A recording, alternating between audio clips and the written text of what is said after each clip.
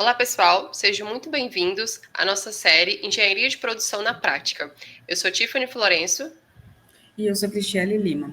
Vale lembrar que essa série nasceu do projeto Fala Produção, que é da Unir, e que o nosso curso conquistou uma boa nota no ENAD, reforçando a qualidade da nossa formação.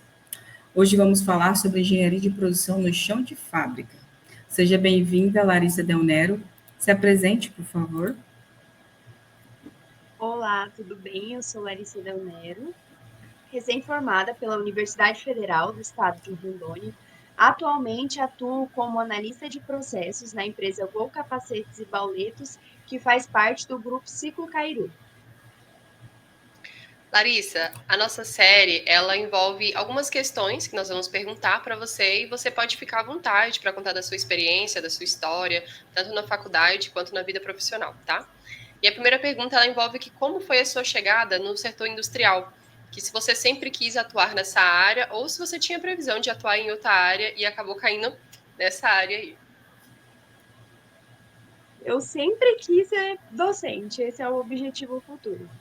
Com o passar do tempo, estudando, eu sempre ouvi muito dos nossos professores falando sobre as experiências da indústria. E isso era uma das coisas que eu tinha como referência. A gente precisa de uma referência, ter um ponto de partida, ter um aprendizado na prática ali, para depois conseguir passar isso. E realmente, quando eu entrei para a indústria, foi uma descoberta e hoje eu sou completamente apaixonada. Desde quando eu entrei, assim, eu gostei muito porque a gente consegue se desenvolver muito no quesito prática e profissional e vivenciar muitas das coisas que a gente só ouvia e viver isso na prática. Então, para mim foi muito, muito legal entrar nesse ramo. Certo. Você pode compartilhar com a gente, Larissa, como é seu dia a dia na indústria? Comigo você já compartilhou algumas coisas, né? Como nós falamos, né?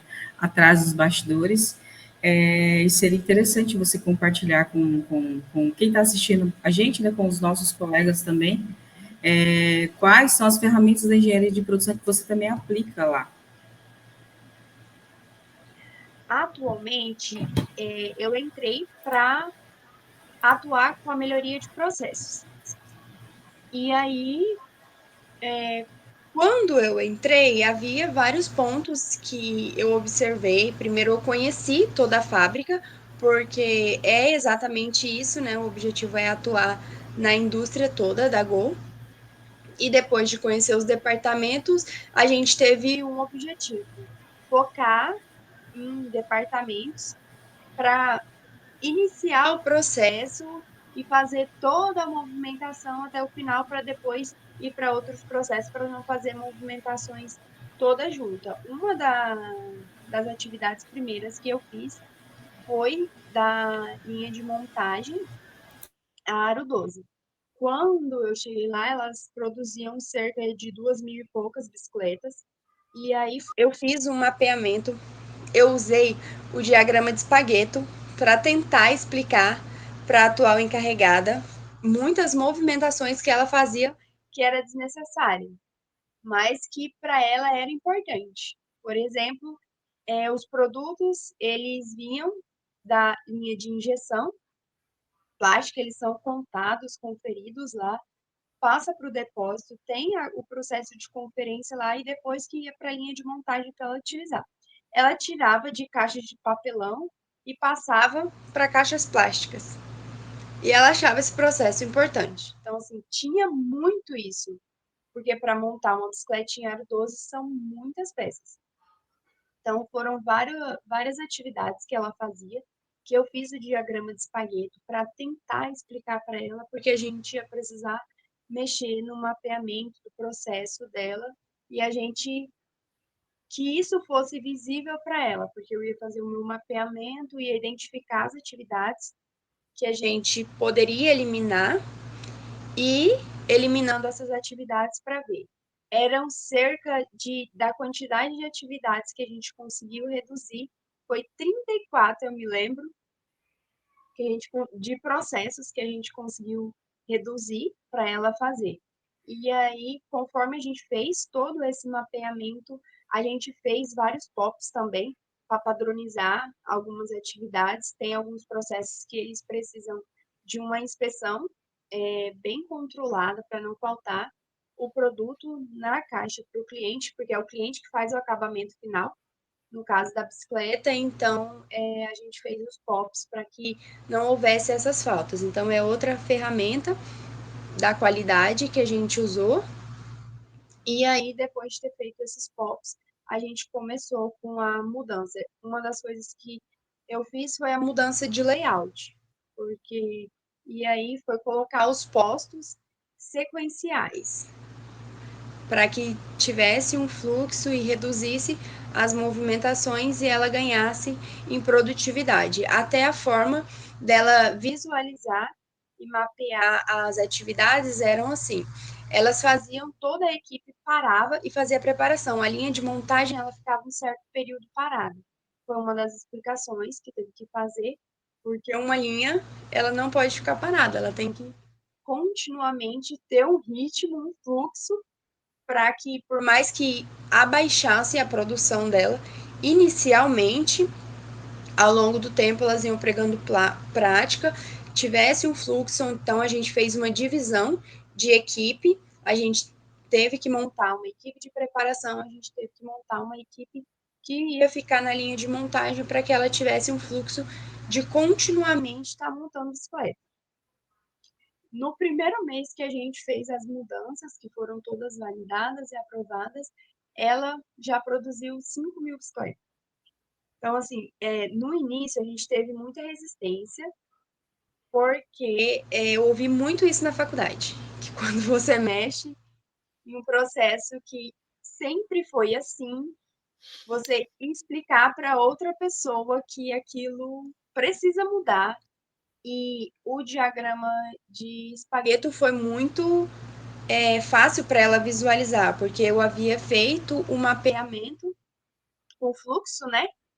E para mim tinha ficado visual, mas para ela não. Então eu fui fazendo, eu andei com ela ali no layout da planta dela e fui desenhando com ela. Ela foi identificando, por mais que teve resistência, ela identificou. No início foi resistência até por parte das colaboradoras, principalmente que ia ficar continuamente na linha montando bicicleta.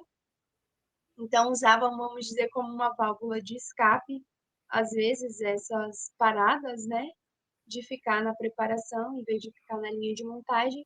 E aí quando elas viram o resultado e eu falava assim, a produtividade de vocês era 3 bicicletas por hora. Hoje vocês são 6 bicicletas por hora. Elas mesmo achavam até as 6 bicicletas por hora por colaboradora, elas achavam pouco. Mas assim, a gente conseguiu melhorar e tá melhorando. Elas já estão batendo 7.000 bicicletas mês. E o que eu observei é que não adianta a gente vir com coisas extremamente revolucionárias. A gente tem que ir no simples, no básico, explicar, porque às vezes o conhecimento que eu tinha da teoria, elas não têm. Então, tinha que explicar o que eu precisava explicar para elas de forma bem prática e que elas, principalmente, que elas visualizassem e aceitassem essa mudança para que o processo fosse mais fácil. Muito bom, muito bom. Larissa, a gente queria que você compartilhasse pra gente quais são os seus maiores desafios, né, no dia a dia da empresa, da indústria. Como eu disse, essa questão, sempre que eu vou para um departamento, as pessoas já, antes mesmo de falar alguma coisa, a primeira ação deles é falar: ah, isso sempre foi assim. Ai, assim funciona. Assim não mexe. Isso aqui tá dando certo. E aí, quando são questionados sobre algumas atividades, sobre algumas movimentações, sobre algumas paradas desnecessárias, sobre algumas percas, o aumento de produtividade que a gente pode ter, às vezes a própria mudança do layout em si, eles têm essa dificuldade, uma dificuldade que eu tive quando eu adentrei na empresa foi porque hoje as pessoas que trabalham lá, tem muitas pessoas que são antigas. Então, a forma que eles visualizam o processo é um pouco diferente do que eu entrei e consegui visualizar. Normalmente, quando a gente chega em um ambiente novo, a gente consegue ter uma visão mais ampla do que quem está ali dentro mesmo com frequência. E muitas dessas pessoas têm a questão da resistência à tecnologia. Então, assim, é uma barreira, é uma dificuldade para a gente também conseguir eliminar alguns papéis, uso de alguns papéis, padronizar alguns processos, rever alguns processos, eliminar essas percas que a gente tem, porque é o que eu falo, perca de tempo é dinheiro, e dinheiro afeta tanto para eles quanto para a empresa em si. Então, essas dificuldades, essas resistências, foi em todos os departamentos. Eu ainda não finalizei toda a empresa, porque é grande e aí a gente tem que ir fazendo as atividades, os processos aos poucos. Porque a mudança, ela tem uma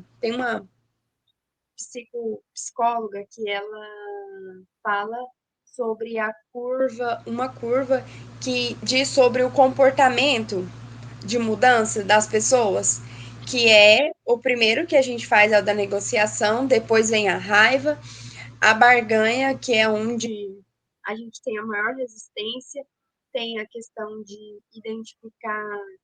Eu fiz em um departamento, eu fiz uma mudança e a partir dessa mudança eu tinha certeza que aquilo ia gerar um resultado super positivo.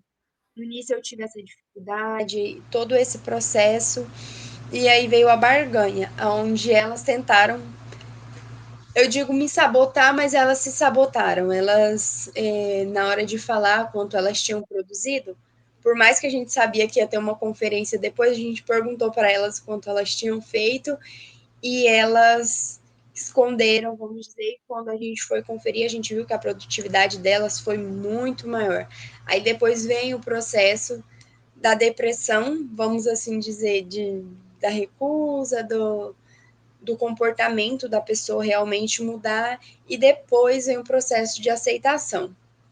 No final do processo, depois dessa mudança, foi um teste momentâneo ali que a gente fez, e aí elas depois, quando a gente parou com essa mudança, que a ideia era de colocar um abastecedor para que elas não precisassem ficar levantando, e várias pessoas levantando várias vezes no dia, elas observaram a diferença, elas até depois falaram: ah, não vai ter o nosso abastecedor, para a gente não precisar ficar se movimentando, porque elas, por mais que a gente teve todo um processo de dificuldade, de resistência inicial, depois elas mesmas observaram que aquilo era algo positivo para elas. Então, assim, sempre quando a gente inicia uma mudança, a gente tem que estar preparado para essa curva, sempre. A cada processo que a gente muda, até a questão da cobrança na qualidade. Então, assim, algumas coisas que eram aceitas, hoje não são mais aceitas. A Gol, há um tempo atrás, passou por um processo, queimou a empresa em si e perdeu os moldes e várias coisas da empresa. Então, assim, iniciou uma nova empresa, com tudo novo, moldes novos, processos novos. Então, assim, elas que estavam antes e estão agora, elas estão vivendo processos novos, mas ainda tem essa resistência, lembrando do que elas faziam. E hoje o que a gente cobra na questão da qualidade também, elas ficam nessa dúvida de é certo, não é certo, por conta do que já passou. Normalmente, quando a gente trata com pessoas mais novas que acabaram de entrar ou que tem pouco tempo de empresa, tem um pouco menos dificuldade em relação às mudanças e às novas padronizações. Muito bom. Larissa, você está falando do processo produtivo, mas fala para o pessoal qual que é o processo produtivo que você atua, porque nós sabemos que a Cairu tem o processo produtivo das bicicletas, né? Então, qual é o processo produtivo que você que você trabalha lá, fala rápido assim, olha, o processo é isso, acontece isso, isso, isso, só para as pessoas entenderem a complexidade de que é o seu serviço, fala quantas pessoas você tem na linha de produção, que eu acho importante, porque eu quero que as pessoas aqui tenham atenção de que a Larissa, ela saiu há 8 meses, Larissa, Oito da meses. universidade, você está na Goi? Na Go? Sim. 8 meses, então a Larissa está, ao mesmo tempo que ela está, ela já é formada, tem muita coisa que ela está aprendendo. Então, fala um pouquinho qual que é o processo produtivo, quantas pessoas estão envolvidas no seu processo produtivo.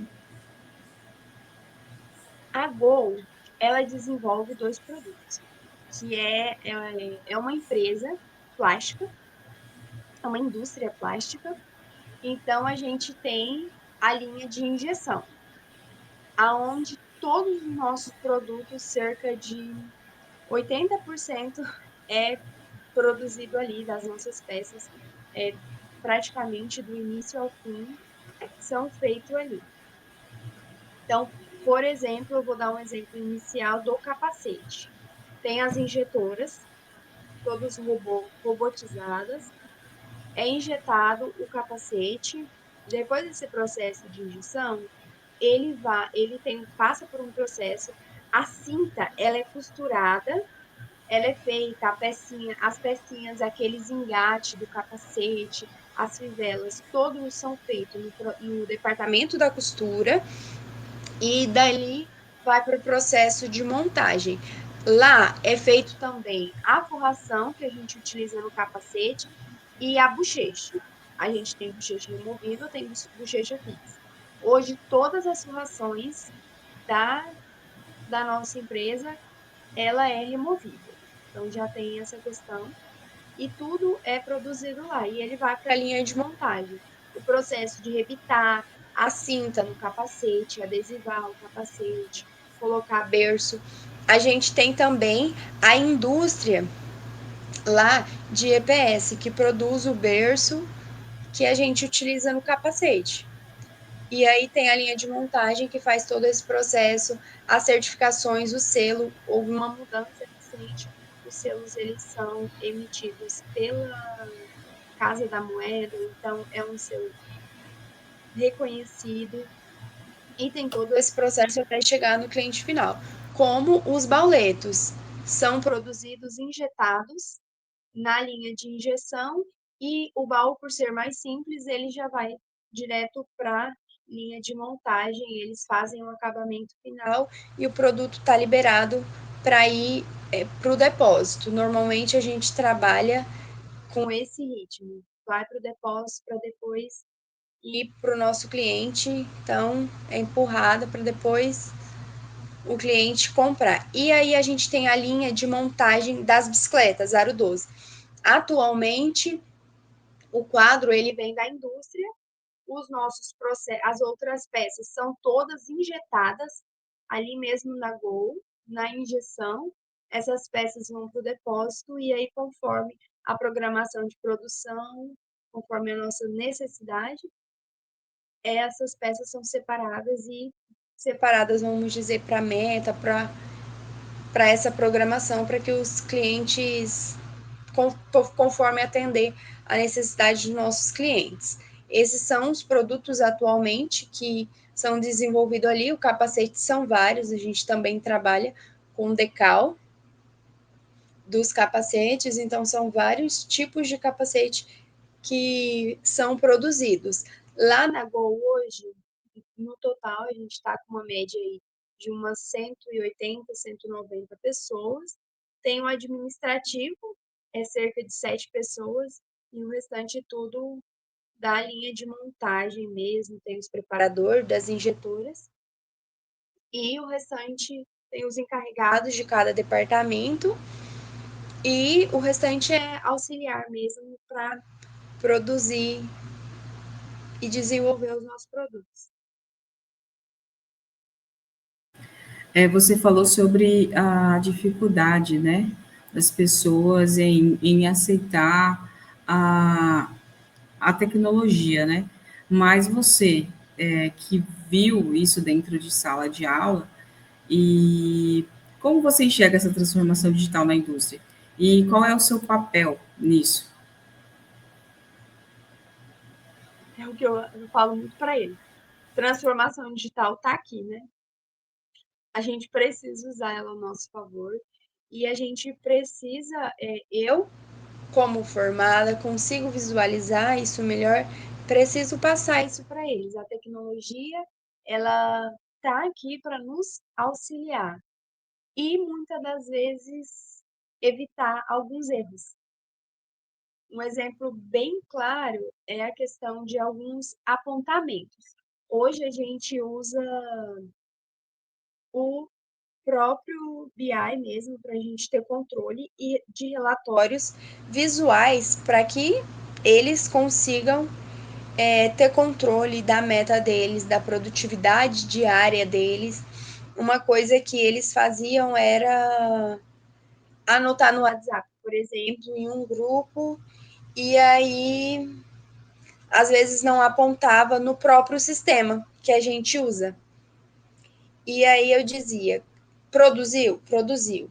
Por que não apontou? A gente tem um sistema para isso e esse sistema ele vai gerar esses relatórios. Então, assim, a programação de produção ela precisa estar bem alinhada e antenada junto com a nossa equipe de linha de montagem, com a meta, precisa estar bem ligada para que todos os nossos lançamentos eles sejam automatizados, porque os nossos apontamentos eles são praticamente que automático. Entrou ali, já vai para o relatório e tem essas atualizações nos relatórios que são visuais para eles, mas no nosso sistema hoje que a gente usa interno para apontamento, para controle de produção, para controle de estoque, o nosso sistema em si ele tem esse dado automático. Então, eu consigo ter controle do que está saindo para o nosso cliente, o que a gente está produzindo e gerar os relatórios com as nossas faltas, com os nossos déficits e assim programar a produção. Se eu deixo de apontar, eu não consigo ter esse controle real, não consigo ter esses lançamentos, como por exemplo, tudo ser muito centralizado a uma pessoa que sabe usar a tecnologia. Por exemplo, a questão de alguns apontamentos de avaria que é feito no nosso sistema. Antes era passado por uma planilha em Excel, as pessoas anotavam em um papel, uma pessoa passava para o Excel e quem entendia do sistema que lançava no nosso sistema.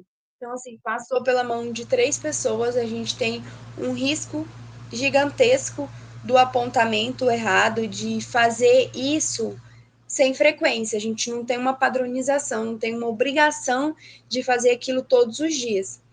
E aí teve que ter uma explicação e para que eles pudessem entender a importância e a real necessidade de apontamentos corretos, de feito no dia, e a interferência, porque assim, eu costumo dizer que uma das coisas que que pesa muito é a questão se a gente falar sobre o salário. Isso vai impactar no seu salário, por exemplo, na sua gratificação. Esse apontamento incorreto. Por quê? Se eu não tenho controle do meu estoque, do que eu tenho, eu não consigo gerir todo o outro, todo o restante do meu processo. Então, por exemplo, a gente teve um número de avaria gigantesco, foi apontado ali o adesivo, por exemplo, que vem em cartela separada aos montes, a gente não teve um apontamento correto. Quando a gente confia que a gente tem aquela quantidade no estoque e eu realmente não posso confiar no meu estoque se eu não tenho um controle exato dele, isso vai me fazer programar uma produção e na hora de produzir, na hora do pessoal do depósito, por exemplo, fazer a separação, fazer a programação, fazer a separação e for para a linha de montagem, eu não tenho esse produto por um erro de apontamento, por falta desse produto. Então, é um simples erro, um simples apontamento em um papel, às vezes que eu não entendi o número que foi anotado errado, porque deixou acumular. Então, a gente criou uma padronização. Ficou responsável, cada encarregado foi ensinado sobre o sistema, sobre a rotina que eles precisavam apontar. Eles passaram a apontar dentro do nosso próprio sistema que a gente utiliza e eles têm a obrigação de lançar isso diariamente. Porque a gente vai fazer depois os cálculos da qualidade, o quanto foi produzido, o quanto foi desperdiçado.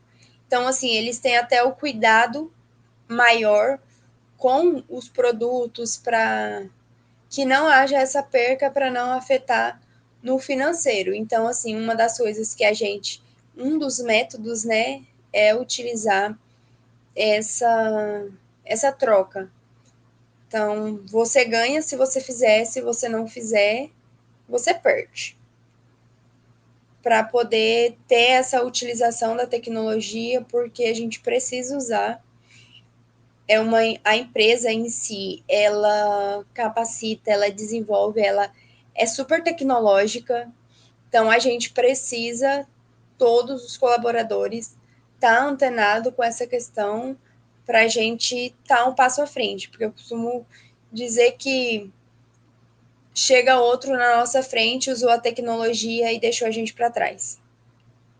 Por uma simples mudança que a gente precisa ter nesses hábitos, deixar mesmo o papel de lado e usar a tecnologia ao nosso favor para deixar nossas atividades muito mais rápidas, mais práticas e eficazes e automatizar mesmo muitas coisas que precisa estar ali fazendo, às vezes usando calculadora, coisa que a tecnologia está aí para a gente, para ajudar a gente a se desenvolver. E realmente o que eu prefiro é a precisão, para evitar os erros que se tem com o uso de papéis. Realmente, é uma coisa que lá na indústria também, né? Eu tô também atuando na indústria, e às vezes a questão de ser muito manual é uma coisa que me dá um pouquinho de desespero também. Às vezes eu vejo que um processo é muito manual, passa na mão de um, vai na mão de outro, aí assim vai para o computador. Esse dia eu encontrei um problema mesmo, e aí eu cheguei, né, perguntei, falei assim, por que que tá dando isso? Aí a pessoa olhou para mim e falou assim, ah, eu não sei. Aí eu falei, mas você nunca foi atrás? Aí, não, sempre foi assim. E assim, dá um desespero.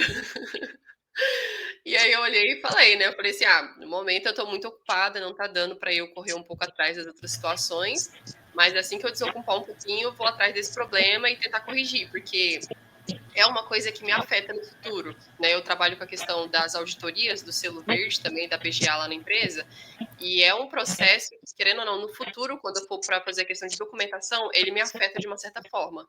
E aí eu falei, não, mais para frente, quando eu estiver tranquila, eu vou tentar implementar um processo para isso não dar mais errado.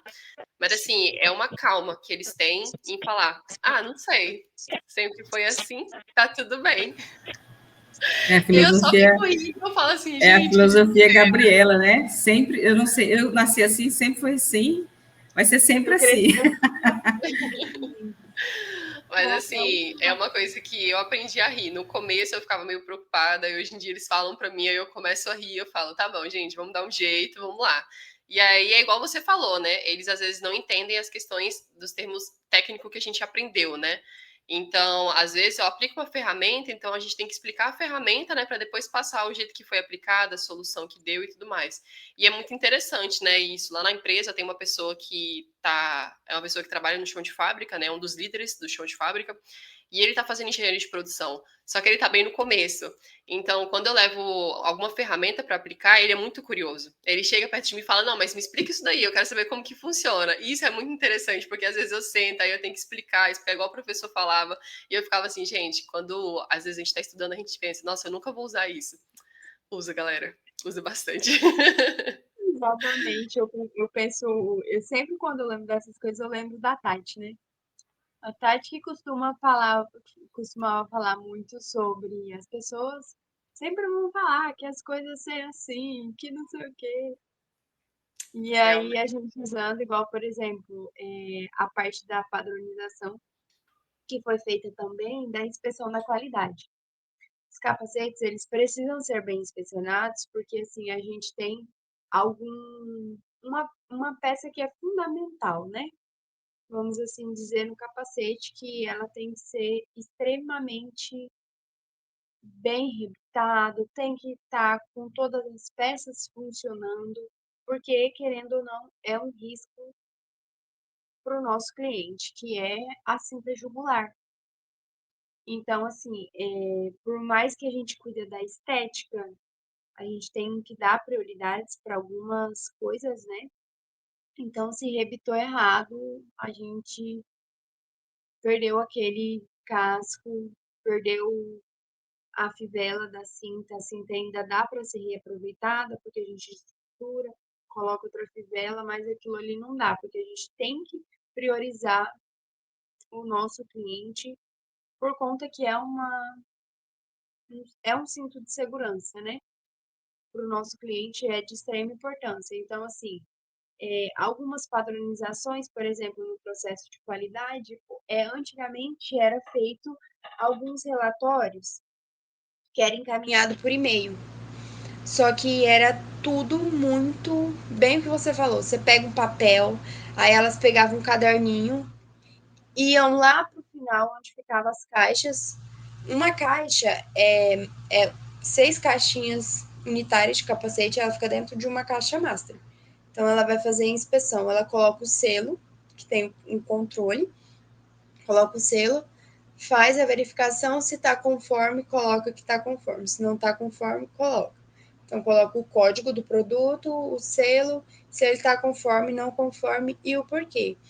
Tirava foto com o tablet, depois gerava, anotava tudo isso em um Excel e depois se criava um relatório dinâmico para que fosse visual para os encarregados, porque não tem como realmente você ficar lendo.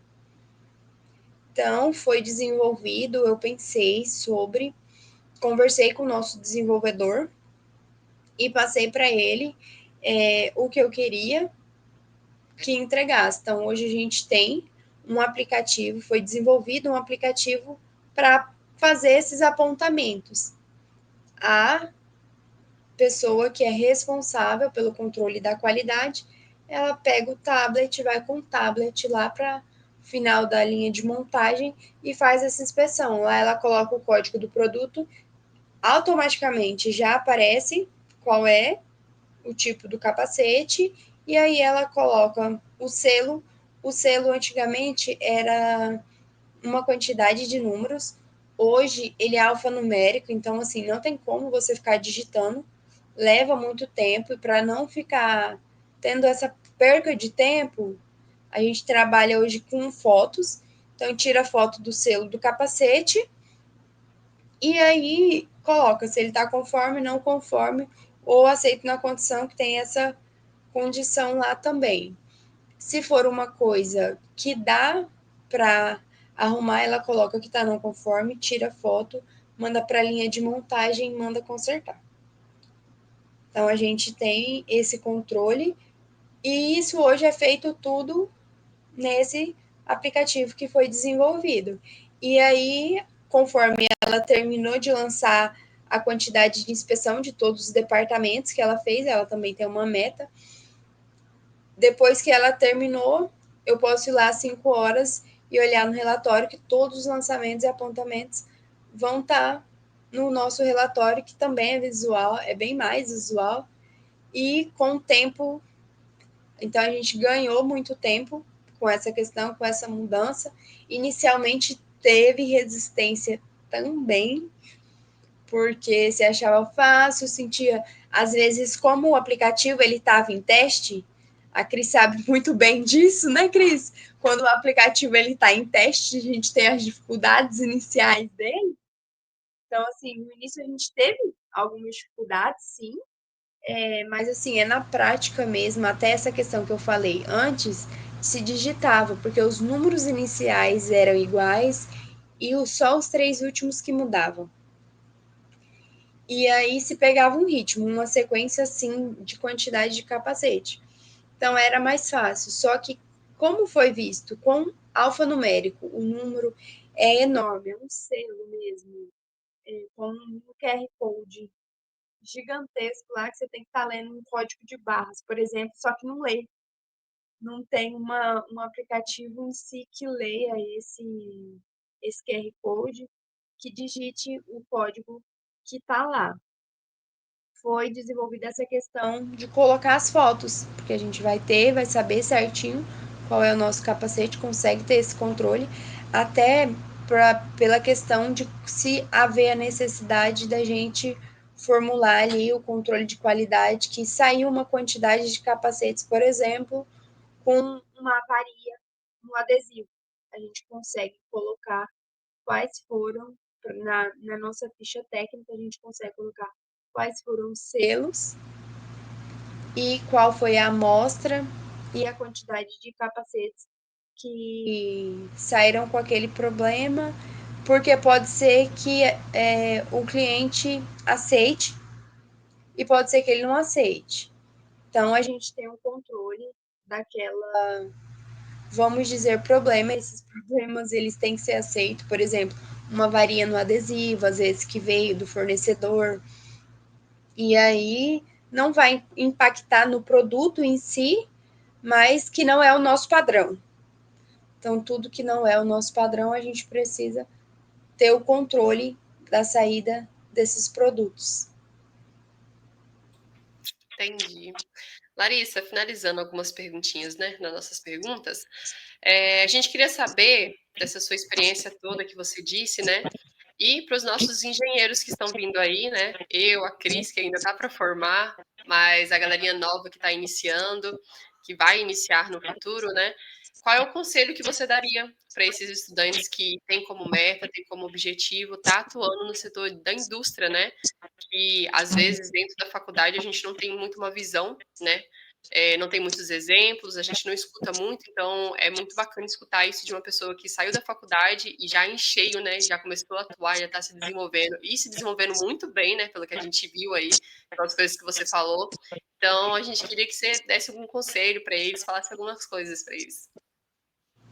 Tem uma questão que eu até havia conversado com a Cris, como ela falou, é uma questão que, assim, às vezes eu sinto dificuldade da parte de gestão de pessoas.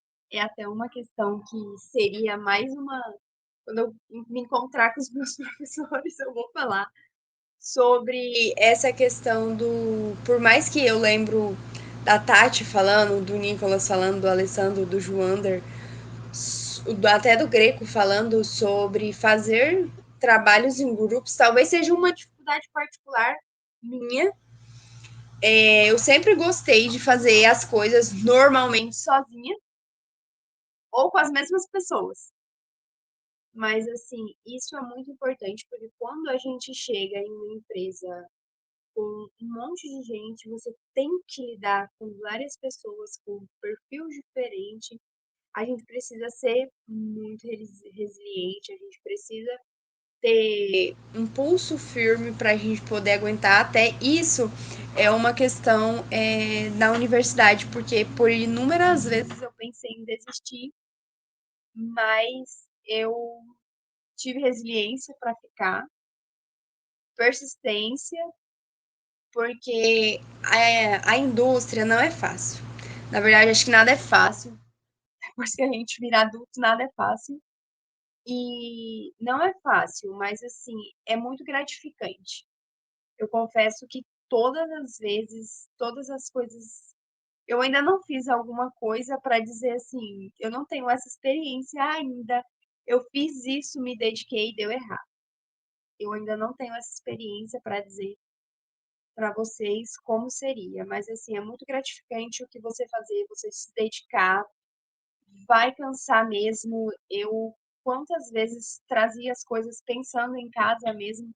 Eu acho que isso é mal de qualquer engenheiro, levar para casa e a gente ficar matutando o que a gente precisa fazer, o que a gente pode fazer para resolver aquele problema. E quando a gente resolve aquele problema, a gente vê o resultado positivo e isso é muito gratificante. E isso é desde a faculdade, dos primeiros passos, os nossos primeiras dificuldades iniciais ali. Eu digo que o início da faculdade, ele é o nosso período que a gente tem mais dificuldade, que a gente tem. Depois fica difícil também, mas a gente tem mais persistência, a gente já passou aquela fase inicial. Então, a primeira dica é não desistam, porque cada etapa que a gente vivencia, cada forma, ela é muito gratificante. Saber lidar com as dificuldades que a gente tem na universidade, elas vão nos preparar para o mercado de trabalho, seja em qualquer área que a gente for atuar. A Cris, por exemplo, que gosta de questão de consultoria, ela tem as dificuldades dela.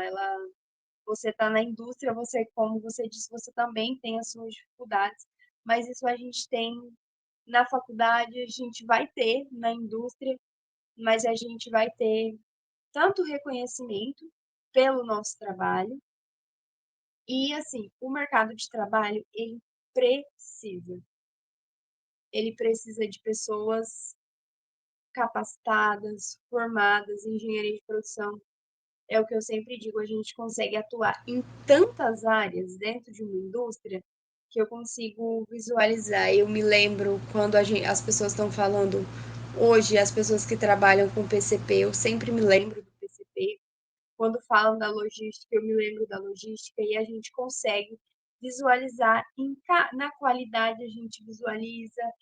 Então, assim, são muitas áreas que a gente pode atuar, a gente literalmente pode conquistar muita coisa nas empresas e é carente.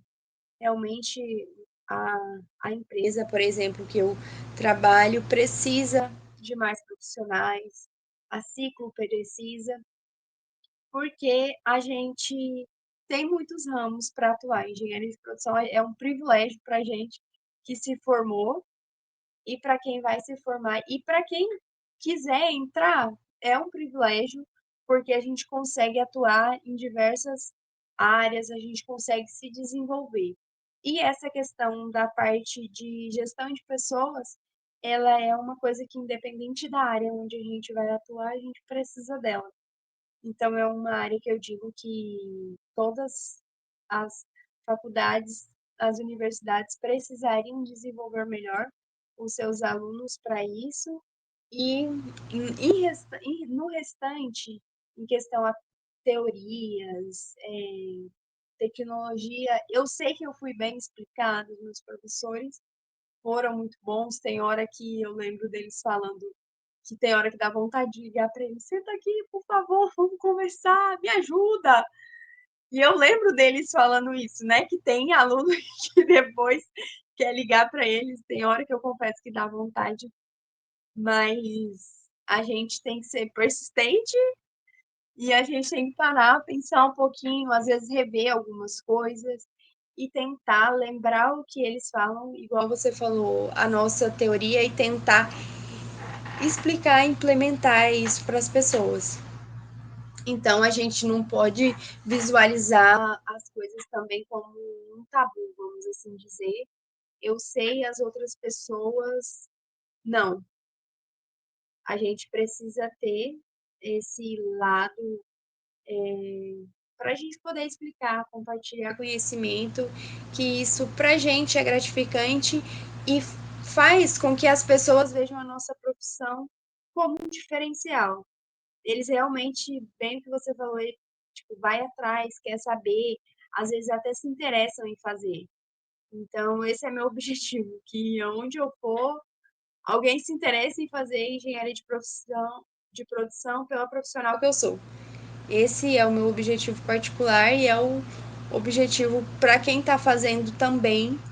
Eu desejo que consiga chegar, seja na consultoria, seja em tantas indústrias que a gente pode trabalhar aqui em Rondônia, normalmente ou é indústria, por exemplo, a Cairu, a gente tem algumas outras frigoríficos, normalmente a gente tem os engenheiros de produção atuando também na nossa região, e a gente precisa de profissionais para atuar nesse vasto mercado de trabalho que a gente tem, até aqui na nossa região, porque muitas das vezes as pessoas acham que aqui não tem, e a gente tem sim e precisa. Bom, Larissa, eu quero agradecer a sua participação, né? Nesse horário, numa sexta-feira. Você que é líder, que é mãe, que é esposa, né? Quero aqui também externar o meu orgulho que eu tenho de você. Eu sei que você sempre reconheceu o meu profissionalismo, mas eu quero enfatizar que eu também sempre vi que você tinha potencial e sempre cobrei isso de você, por ser mais velha, né? E acho que aqui tem duas pessoas que eu acho que eu poderia colocar um processo produtivo aí, uma batata quente e falar, esfria, que agora você dá conta. Então, tá aqui, vocês duas são duas pessoas que eu. Chega a ser. As pessoas vão achar que a gente combinou isso, mas não combinou. Mas são duas pessoas, assim, que eu tenho admiração, que eu sei que são profissionais. Eu ouvi de uma especialista essa semana, tive o privilégio de ouvir, que eu já era engenheira, né? Então, assim, a Tiffany já é engenheira. Você já saiu antes, muito antes de formar, pegar o canudo, você já era engenheira. A gente é muito piolho de engenharia, né? A gente é muito. A gente já tem engenharia de produção na veia mesmo. E eu quero agradecer, eu quero que você prospere. Quero que, quem sabe, no futuro próximo a gente volte aqui é, com mestrado, com doutorado, né, com as empresas, com suas empresas, ou prestando consultoria, ou sendo parceiras de consultorias, por que não? Mas, assim, eu tenho certeza que o futuro, né, a Cairu, ela tem uma das melhores profissionais aí, que eu tive o prazer de andar, né, um tempinho aí, né, Larissa? Queimamos a cabeça junto, passamos perrengue junto, e sempre deu muito certo. A gente era muito boa quando a gente se juntava.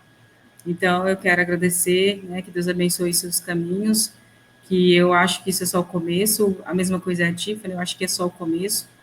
E tem muita coisa boa para você, e você está nova, tão nova e já tem vencido desafios gigantes, né, sem medo, e para a gente que acompanhou você, que viu você amamentando seu filho nos corredores da faculdade, que viu você nervosa com a apresentação de estágio, que viu você horas a fios dentro da universidade sem ir para casa almoçar, às vezes sem ir para casa jantar, já tirava direto. Eu quero que as pessoas saibam que essa menina venceu, essa menina hoje ela é engenheira, ela vai ser mestrado, vai ter mestranda, doutorado, e o céu é o limite. Muito obrigada, Larissa, por ter fornecido, né, essas informações e por ter aceitado o meu convite de imediato, né, e por ter topado com a gente esse projeto. Muito obrigada mesmo. Larissa, obrigada também. A Cris falou tudo, então não vou me estender muito.